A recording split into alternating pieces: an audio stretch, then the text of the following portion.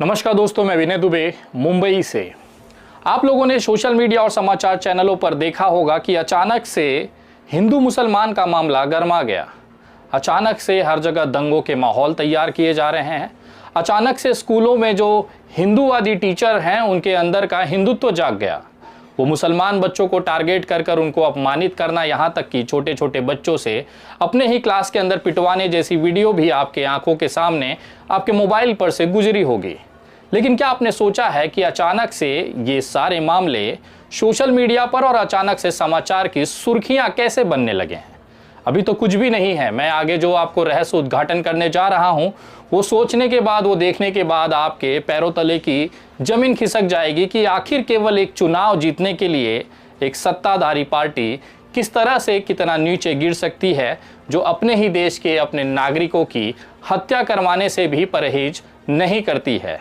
आज के वीडियो में मैं सबसे बड़ा खुलासा करने जा रहा हूं कि 2024 की जो चुनावी लोकसभा की पृष्ठभूमि है वो आखिर कैसी है। दरअसल लोकसभा चुनाव 2024 कभी भी हो सकता है। ये बातें मैं इसलिए कह रहा हूं क्योंकि लगातार सत्ता पक्ष यानी कि भारतीय जनता पार्टी इसकी तैयारियों में लगी हुई है। वो अचानक से चुनाव की घोषणा कर विपक्ष को सरप्राइज करना चाहती है। वो ये चाहती है कि हम तुरंत से चुनाव करा लें और विपक्ष को मौका भी न मिले ताकि वो अपनी तैयारी के साथ चुनाव के मैदान में उतर सके। एक तरफ राहुल गांधी जो कि कांग्रेस के सबसे बड़े चेहरे के तौर पर और यहाँ तक कि एक मजबूत चेहरे के तौर पर उभरे हैं, लेकिन उसके बावजूद भी वो माहौल तैयार नहीं कर पा रहे हैं जो देश के अंदर भारतीय जनता पार्टी के प्रधानमंत्री चेहरे यानी कि नरेंद्र मोदी के सामने टक्कर दे सके। क्या विपक्ष की तैयारियां मजबूत हैं लोकसभा चुनाव लड़ने के लिए? क्या विपक्ष नरेंद्र मोदी की जो एक ठोस इमेज है या एक सोशल मीडियाई जो इमेज है, क्या उसे तोड़कर लोगों के दिलों में जगह बना पाएगी? लेकिन इस सब के बीच में जो चीज़ छुपी हुई है वो इससे भी खतरनाक है। दरअसल भारतीय जनता पार्टी ने अपने आप को लोकसभा के चुनाव में झोंकने के लिए अभी से कमर कस ली है। उसी का एक हिस्सा है तमाम देश के अंदर हिंदू मुसलमान के मामलों में लगातार तेजी। कहीं पर टीचर द्वारा मुस्लिम बच्चों को अपमानित किया जा रहा है, कहीं पर शिक्षक द्वारा अपने ही छात्रों को मुसलमानों की औकात दिखाने की बात की जा रही है। इससे भी मन नहीं भरा तो विश्व हिंदू परिषद, बजरंग दल और तमाम हिंदूवादी संगठनों को आगे कर कहीं ना कहीं दंगे कराने की कोशिश की जा रही है। मैं अब वो खुलासा करने जा रहा हूं जिसको जानना आप तमाम लोगों के लिए बेहद जरूरी है। आज भारतीय जनता पार्टी के पास चुनाव में जाने के बाद उन्हें जनता को दिखाने के लिए कोई खास मुद्दा नहीं है। उनके पास हमेशा से केवल एक ही हथियार होता था, वो है हिंदू हमेशा खतरे में है मुसलमान की वजह से। भले मुसलमान की आबादी 20 करोड़ की भी ना हो, लेकिन उसकी वजह से 100 करोड़ से ज़्यादा हिंदू आज खतरे में हैं। भारतीय जनता पार्टी की ये मोडस ऑपरेंडी हर बार चुनाव में सफल होती आई है, लेकिन इस बार कुछ बड़ा होने जा रहा है। आप जानते ही हैं, देश के अंदर राम मंदिर का मुद्दा सबसे अहम मुद्दा था, लोगों के आस्था का विषय था। बाबरी मस्जिद और राम मंदिर अयोध्या का जो मसला है वो लगातार अदालत ने उसे निपटा दिया है, लेकिन भारतीय जनता पार्टी अभी भी नहीं चाहती कि इस मामले को निपटा दिया जाए, क्योंकि 2024 नरेंद्र मोदी जी का तीसरा लोकसभा चुनाव है और वो चाहती है कि इस बार 350 से ज़्यादा सीटें वो जीतकर एक इतिहास नरेंद्र मोदी जी के नाम पर दर्ज कर सके। उसके लिए लेकिन जरूरी है कि लोगों के दिलों के अंदर आपको घुसना पड़ेगा।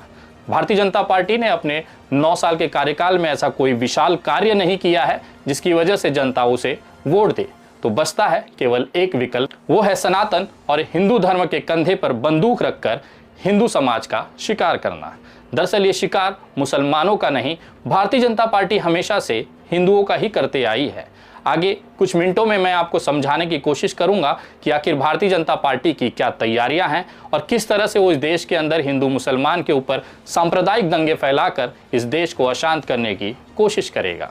आप जानते हैं जनवरी 2024 में अयोध्या के श्री राम मंदिर का उद्घाटन है। ये उद्घाटन नरेंद्र मोदी जी के हाथों होना है, लेकिन उससे पहले भारतीय जनता पार्टी ने ये रोड मैप तैयार कर लिया है कि हमें अयोध्या के राम मंदिर उद्घाटन से पहले इस देश के अंदर पोलराइजेशन अपने चरम पर पहुंचाना है। इसी के लिए विश्व हिंदू परिषद, बजरंग दल, आरएसएस और भारतीय जनता पार्टी ने एक संयुक्त बैठक की, जिसमें यह तय किया गया है कि जैसे ही राम मंदिर की घोषणा की जाएगी, उद्घाटन की घोषणा हो जाएगी, उसके बाद पूरे देश से श्री राम मंदिर के नाम पर शोभा यात्राएं निकाले जाएंगी। जैसे कि श्री राम जन्मभूमि पर मंदिर बनाने को लेकर चंदे को लेकर एक मुहिम चलाई गई थी। लोग घर घर गए, लोगों से चंदे मांगे और उसी चंदे से आज भव्य श्री राम मंदिर बनाया जा रहा है। ऐसी ही एक शोभा यात्रा हर गली, हर रोड, हर मोहल्ले से भारतीय जनता पार्टी की निकालने की तैयारी है। दरअसल ये शोभा यात्रा का उद्देश्य तो बहुत पवित्र है कि प्रभु श्री राम के लिए अपनी तरफ से एक मुट्ठी चावल या कुछ दान या फिर उस पर सम्मिलित होने के लिए या अयोध्या चलने के लिए आपसे आग्रह किया जाएगा। लेकिन इस रैली, इस महारैली, इस शोभा यात्रा की आड़ में भारतीय जनता पार्टी दंगे कराने की कोशिश कर सकती है। दरअसल ये वो मामला है जो अभी तक छुपा हुआ है। जैसे ही शोभा यात्रा निकाली जाएंगी, जगह जगह पर विश्व हिंदू परिषद, बजरंग दल, आरएसएस और भारतीय जनता पार्टी के कार्यकर्ता ही इन शोभा यात्राओं पर हमला करेंगे। ये मैं इसलिए दावे से कह सकता हूं क्योंकि आज तक का जो इतिहास रहा है उसमें जितने भी भारतीय जनता पार्टी के या इस तरह के हिंदूवादी संगठनों की शोभा यात्राएं निकली हैं, उस पर हमला करने वाले अधिकतर बीजेपी, आरएसएस या बजरंग दल से ही जुड़े लोग पाए गए हैं। कभी भी मुस्लिम समुदाय के लोग, इनकी संख्या जो है वो बेहद ही कम है। लेकिन इसके बावजूद भारतीय जनता पार्टी इन शोभा यात्राओं पर हमला दिखाकर ये बताने की कोशिश करेगा कि मुसलमान देश में हिंदूवादी संगठनों को, हिंदूवादी विचारधारा को कुचलने का कोई भी मौका नहीं छोड़ना चाहती है। मुसलमानों को कटघरे में खड़ा कर कर इस देश के अंदर हिंदू और मुसलमान के बड़े दंगों में झोंकने का काम भारतीय जनता पार्टी चुनाव से ठीक पहले श्री राम जन्मभूमि के उद्घाटन की शोभा यात्रा के नाम पर करने जा रही है। आपको अगर नहीं आइडिया होगा या अगर आपका कोई मित्र या कोई साथी बजरंग दल, विश्व हिंदू परिषद, आरएसएस या भारतीय जनता पार्टी में होगा तो उससे जरा पूछिएगा, क्या अक्टूबर से लेकर जनवरी तक देश के अंदर तमाम जगहों पर, छोटे छोटे जिलों से लेकर छोटे छोटे कस्बों या गांवों तक शोभा यात्रा निकालने के आदेश भारतीय जनता पार्टी, विश्व हिंदू परिषद, बजरंग दल, आरएसएस के लोगों को नहीं मिला है? क्या वो इसकी तैयारी में नहीं लगे हुए हैं? एक मेवात और नूह में हुए दंगे तो बहुत छोटा सा उदाहरण है। इस देश के अंदर सोचिए उस समय क्या होगा जब पूरे देश के अंदर ये तमाम संगठन सड़कों पर शोभा यात्रा के नाम पर निकलेंगे, मस्जिदों के बाहर जाकर मुजरा करेंगे, दूसरे समुदाय को भड़काने की कोशिश करेंगे।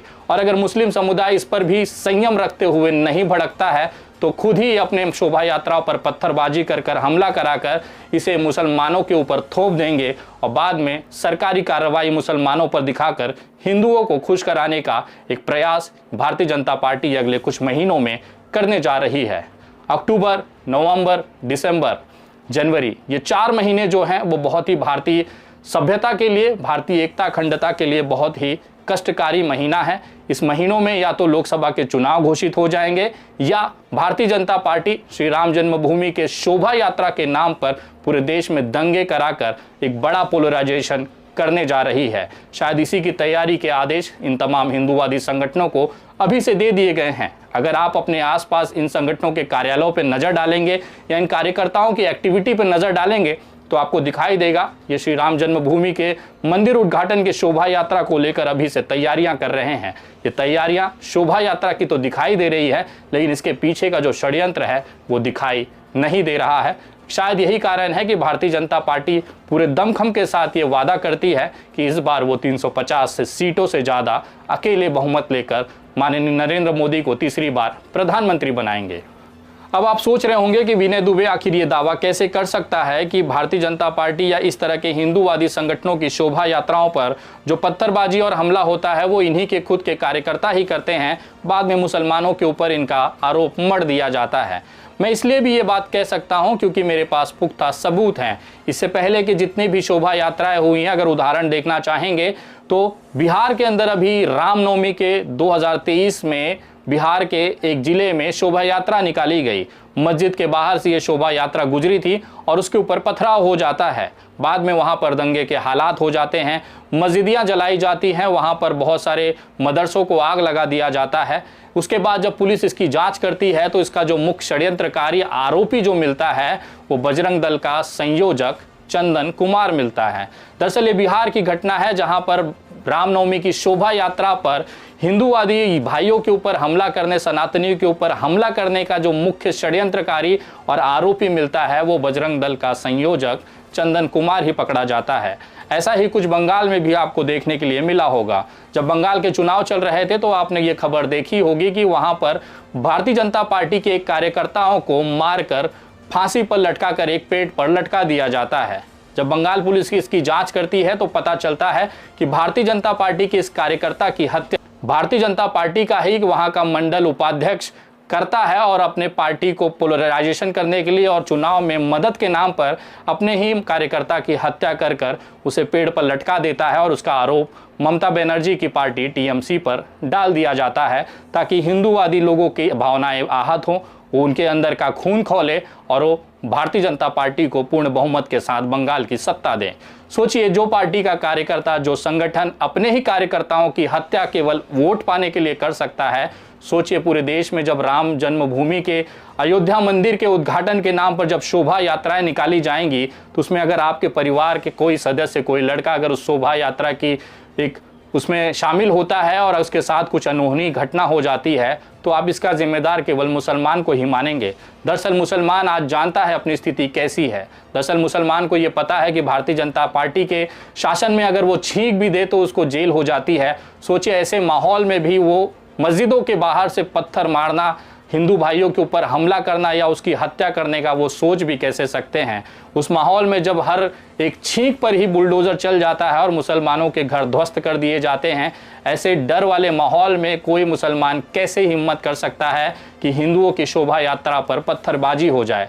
दरअसल ये पत्थरबाजी होना, हिंदुओं की हत्या होना, शोभा यात्राओं पर पथराव होना, दरअसल ये भारतीय जनता पार्टी उसके हिंदूवादी संगठनों का ही एक प्रयोग है जिसको केवल देश के हिंदुओं को खून खौलाने और एकत्रित करने के लिए इस्तेमाल किया जाता है। ये वो यज्ञ है जिसमें हमारे ही हिंदू भाइयों की आहुति दी जाती है ताकि पूर्ण बहुमत के साथ सत्ता हासिल करके भारतीय जनता पार्टी विश्व से एक बार नरेंद्र मोदी को विश्व गुरु के रूप में बिठाकर 350 का वो भव्य आंकड़ा हासिल कर सके।